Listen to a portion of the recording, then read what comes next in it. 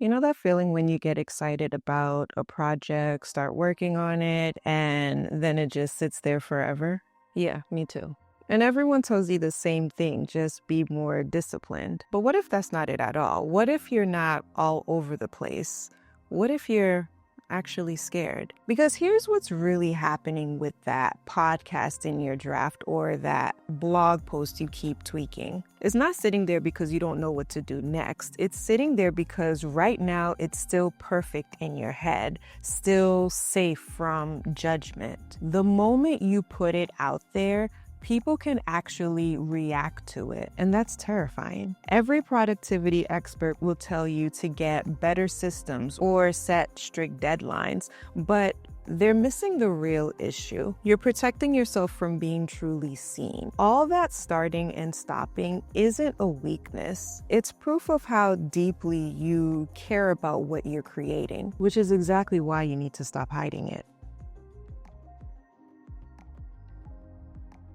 So just last month, I was sitting at my desk looking at all these video ideas I'd planned out. 12 really good concepts that I thought could really help people. I had the outlines, the talking points, everything. But every time I went to actually film one, I'd find some excuse and say something like, oh, everyone's already talking about this. Or my favorite go-to, my lighting setup isn't quite right today. And I'd catch myself making these excuses that sounded reasonable in the moment, but deep down, I knew they were BS. Like when I spent an hour adjusting my camera angle instead of hitting record. Really? For the longest time, I thought maybe I just couldn't focus. Like maybe I needed better systems. So I tried everything you can imagine. Those productivity apps, accountability partners, even those motivational sticky notes. I literally had alarms on my phone that would pop up saying, just record the video already. None of it worked, and I had to be real with myself because this wasn't about being disorganized. I was actually protecting myself from something that felt scary. You know how you get super excited when you first start something? Like when you get an idea to start your YouTube channel and suddenly you're researching microphones at 2 o'clock in the morning. Or you decide to start a blog and spend hours picking the perfect theme. That beginning part feels amazing, but then that excitement wears off. And it's not that you don't care anymore. It's that suddenly it feels like there's this massive pressure to get it perfect. And it's a heavy feeling. You end up stuck between two versions of yourself. The real you who's still learning and figuring things out, and this imaginary perfect version of you who already knows everything and never messes up. Let me know in the comments if you felt this way. Like your excitement turned into this weird pressure that made you want to avoid the very thing you were excited about. So here's an example of what I'm talking about. When I first started my channel, I had this video I've been working on for weeks. The content was solid. I felt good about what I was saying, but when I watched it back, my voice cracked slightly in one part and the lighting shifted halfway through because the sun moved. My first instinct was to delete the whole thing and start over because that's what I always did. If the lighting wasn't perfect, if my voice didn't sound velvety enough, if there was even the smallest flaw, I'd re-record the entire thing. I've literally reshot videos 3 times because of stuff like this. But this time, I was just exhausted. I was tired of restarting, tired of chasing this perfect version that doesn't actually exist. So I uploaded it anyway. And it got more engagement than videos I spent weeks perfecting. People connected with it. And that's one of those moments when I started examining my issues with perfectionism. I'd been so focused on making everything flawless that I was actually making it less relatable. All those unfinished projects weren't because I didn't know what I was doing. They were because I was terrified of putting something imperfect into the world. So after uploading that imperfect video and seeing how people actually responded to it, I realized I had to change my entire approach because I couldn't keep doing this cycle, getting excited about projects and then sabotaging them the moment they weren't flawless. The first thing I did was write down exactly what I was afraid of when I was about to hit publish, like the actual thoughts running through my head. For me, it was stuff like, What if someone calls me out for getting something wrong? When you actually write these fears down, they lose so much power.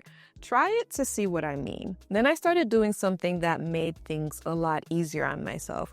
Before I even start a project now, I decide what done looks like. Like, this video is finished when it's 10 to 15 minutes and covers these 3 points, period. No more endless tweaking, no more just one more take. Because when you have a brain that plays ping pongs with ideas, if you don't define done, you'll never get there. At least that's what I've realized for myself. And the last thing might sound weird, but I started deliberately leaving small imperfections in my work. That lighting stuff I used to re-record for, now I just keep going. These little acts of rebellions against my need for everything to be flawless are surprisingly freeing, because finishing things isn't really about the work itself. It's about trusting yourself. Every time you put something out there, even when it's not perfect, you're proving to yourself that you can follow through, that what you create matters, and that trust, it builds on itself. Here's what I've learned about perfectionism. It's not actually about having high standards. It's about caring so much that you'd rather hide behind endless tweaking than risk putting yourself out there. And as an artist, I understand why. When you care deeply about your work, the thought of someone not connecting with it feels like confirmation that you're not as good as you thought you were. But here's the irony. That fear only exists because you care so much. The people who struggle most to finish things are usually the ones who care the most, the ones who want their work to make a difference. And that's exactly why perfectionism is so cruel, because connection doesn't come from being flawless. It comes from being real. Think about the content that actually changed your life. Was it perfect, or was it the thing where you could feel the person's humanity coming through? Like that crack in their voice, or the moment they stumbled over a word, the time they admitted they didn't have it all figured out. What if the exact thing you're trying to fix is actually what someone else needs to see? What if that imperfect video sitting on your computer is exactly what someone needs to hear today so that they feel less alone? So here's what this all comes down to. Every time you finish something, even when it's not perfect, whatever perfect means, you're choosing connection over hiding. You're choosing impact over safety. And that choice is how you become who you're meant to be. There's a huge difference between being someone with potential and someone who actually shows up. So work on that project that's sitting on your draft right now. And if you were looking for a sign, take this as your sign, because someone might need to see it. Those unfinished projects are proof of how much you want to connect with people. Now it's time to actually make that connection happen. Leave a comment below and tell me, what's that one project you're committing to finish this month? As always, keep creating, keep trusting yourself, and remember, done is better than perfect. I'll see you in the next video.